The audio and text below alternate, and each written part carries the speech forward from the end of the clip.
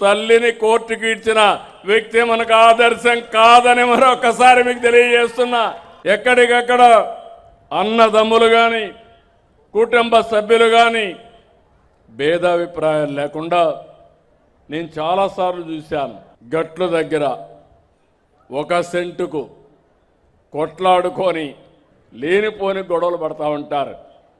అలాంటి కక్షలు మనకొద్దు. గౌరవంగా బతుకుదాం. పోలీస్ స్టేషన్ పోతే ఏమవుతుందో మీకు తెలుసు. నేను ఎంత మా పోలీసులు మంచోళ్ళన్నా పోలీస్ స్టేషన్కి పోతే అక్కడి నుంచి సమస్యలే. నేను ఎంత టెక్నాలజీ వాడినా మా రెవెన్యూ కూడా అక్కడక్కడ అందరూ 90% మంచోళ్ళు ఉన్నా ఆ 10%తోనే సమస్య. వాళ్ళకు నాకు పెద్ద కంట్రోల్ చేయాలంటే నేను స్పెషల్గా టెక్నాలజీని వాడే పరిస్థితి వస్తున్న. మనుషులు మారిపోయారు. ఒకప్పుడు విలువలు ఉన్నాయి, అవి కూడా మాట్లాడతా.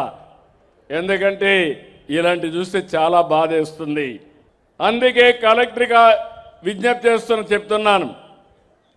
విభేదాలుండే గ్రామాలు ఐడెంటిఫై చేయండి. 4 విజిట్స్ అనే ఒక కార్యక్రమం పెట్టారు నెల్లూరులో. చాలా సక్సెస్ అవుతా ఉంది.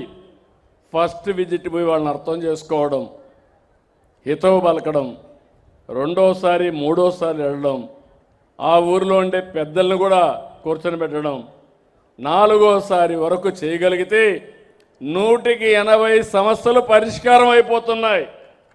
ఎగో ప్రాబ్లమ్స్ వద్దు, మనందరికీ ఎక్కడికక్కడ పట్టుదల వద్దు, బాగుపడే ఆలోచనలు చేద్దాం. అందుకే అందరినీ కోరుతున్నాను, మీరందరూ కూడా చేయాల్సింది ఎట్టి పరిస్థితుల్లో భూ వివాదాలకు స్వస్తి పలకదాం. నేను చేయాల్సింది నేను చేస్తా, మీరు సహకరించవలసింది సహకరిస్తే శాశ్వత పరిష్కారం చేస్తామని చెప్పి కూడా నేను మీకు తెలియజేస్తున్నా. ఇప్పుడే కలెక్టర్ నాకు హామీ ఇచ్చాడు. జిల్లా మొత్తం 22A కిందుండే భూములన్నీ వెరిఫై చేసి 5 వారాల్లో ఈ జిల్లా 22A లేని జిల్లాగా తయారు చేసే బాధ్యత జిల్లా కలెక్టర్ గారు తీసుకున్నారు. ఇది మొట్టమొదటి జిల్లా అవుతుంది. నేను అభినందిస్తున్నా. అది అయిన తర్వాత నేను సర్వే చేసి మీకు అందరికీ పట్టాలు ఇస్తా. అది అయిన తర్వాత మీలో మార్పు రావాలి. అదే మార్పు గొడవలు లేనటువంటి జిల్లాగా తయారు చేసే బాధ్యత మీ అందరిది అని చెప్పి నేను మీకు తెలియజేస్తున్నా. ఇక అమరావతి గురించి నేను చెప్పాల్సిన పనులు, అమరావతిలో ఏం జరుగుతూ ఉంది అన్నది, ఎంతటి దారుణమైన స్కాములు జరుగుతూ ఉన్నాయి అన్నది మనం అందరికీ కూడా ఇప్పటికీ అర్థమైంది. స్క్వేర్ ఫీట్ కట్టడానికి 5 స్టార్ ఫెసిలిటీస్తో హైదరాబాద్లో కానీ, చెన్నైలో కానీ, బెంగళూరులో కానీ ఎక్కడైనా కూడా కట్టడానికి అయ్యే ఖర్చు 4,500 దాటదు. ఇది 5 స్టార్ లాబీసు, ఇటాలియన్ మార్బులు ఈ స్థాయిలో కట్టే కార్యక్రమాలు చేసినా కూడా అమరావతిలో మాత్రం 12,000, 14,000 అడుగు ఖర్చు. రోడ్లు వేస్తూ ఉన్నారు, 6 లేన్ రోడ్లు. నేషనల్ హైవేలు టెండర్లు పిలిస్తే 20 కోట్లు వస్తూ ఉంది. ఇక్కడ మాత్రం 53 కోట్లు లేను. ఎక్కడా లేని స్కాములు. ఎవరు స్కాముల్లో భాగస్తులు అని అంటే ఈనాడు వియంకుడు, బిఎస్ఆర్, బలుసు శ్రీనివాసరావు, చంద్రబాబు నాయుడు బినామీ, అంతా ఇల్లే. వీళ్ళకి మళ్ళీ ఏంది కొత్తగా మొబిలైజేషన్ అడ్వాన్స్. ఇంతకుముందు ఎప్పుడూ లేదు. మొబిలైజేషన్ అడ్వాన్స్ చేయడమైంది కొత్తగా. ఇంతకుముందంతా వర్కులు చేస్తే బిల్లు ఇచ్చే పరిస్థితి. ఇక్కడ చంద్రబాబు నాయుడు హయాంలో వర్కులు చేయాల్సిన పనిలే. కాంట్రాక్టర్లు మనోళ్ళే, మనకు సంబంధించిన వాళ్ళే. ఈనాడు ఇల్లే, అంతా ఇల్లే. అడ్వాన్స్ 10%. ఒక్కొక్కరికి 6,000 కోట్లు వర్కులు అంటే ఒక్కొక్కరికి 600 కోట్లు అడ్వాన్సులు. వర్కులు చేయడం కదా దేవుడు వరకు ఫస్ట్ మొబిలైజేషన్ అడ్వాన్సులు 600 కోట్లు ఒక్కొక్కరికి. ఈ స్థాయిలో దోచేస్తా ఉన్నారు. ఎక్కడా కూడా రాష్ట్రానికి సంబంధించిన ఆదాయాలు ఇక రాష్ట్రానికి ఎలా వస్తాయి? రాష్ట్రానికి సంబంధించిన ఆదాయాలు ఇలా కొల్లగొడతా ఉంటే ఇక రాష్ట్రంలో ప్రజలు, పేదలు, మధ్యతరగతి వర్గాలు వీళ్ళ పరిస్థితి ఏమిటి?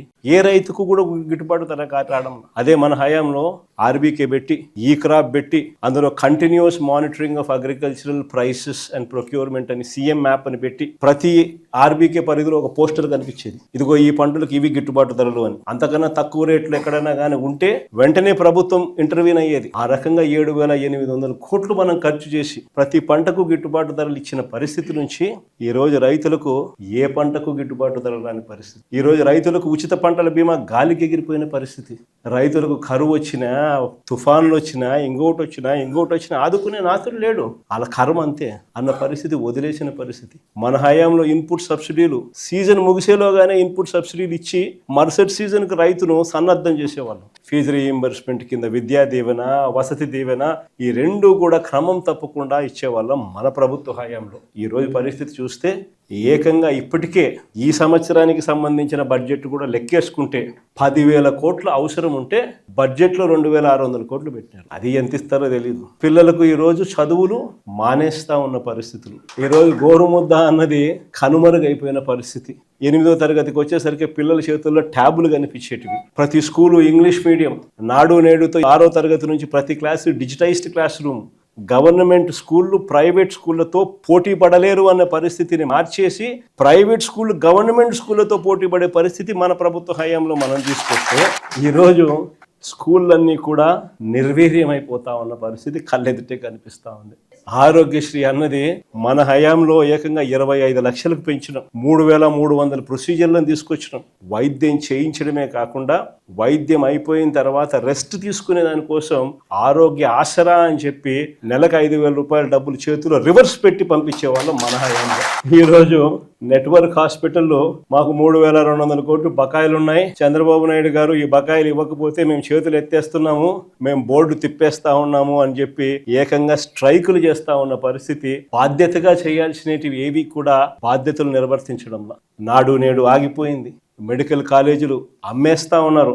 ముఖ్యమైన రాయలసీమ లిఫ్ట్ వంటి ప్రాజెక్టులన్నీ కూడా చేయకుండా ఆపేసిన కార్యక్రమాలు కనపడతా ఉన్నాయి.